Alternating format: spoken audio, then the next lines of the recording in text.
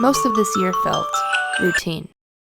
Get my morning coffee, weight train, go to work, come home, cook, make matcha, my afternoon pick-me-up, get my 10,000 steps in, complete class assignments from my quote-unquote normal job, get excited for the weekend, spend time with family, hike from time to time, spend quality time with my fiancé, shoot video, edit, do it all over again. There's nothing wrong with this stuff, it's just not the most eventful.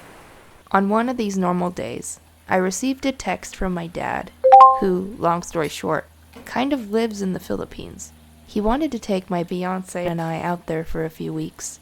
I was ecstatic, but also doubting if we should go. We had so much going on. Was it even possible? People told us not to go, saying it's not safe. We'd burned through all our vacation days, and it wasn't the responsible thing to do. So, obviously, we made the right choice. Let's do it. I was also debating, should I buy a drone for this trip? It's a financially horrible decision.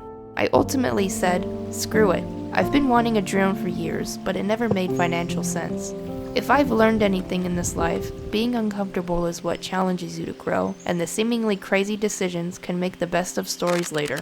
So, I bought the drone.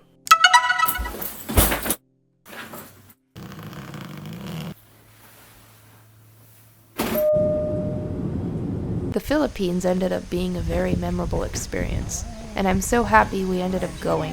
The culture shock was insane, and people were so friendly.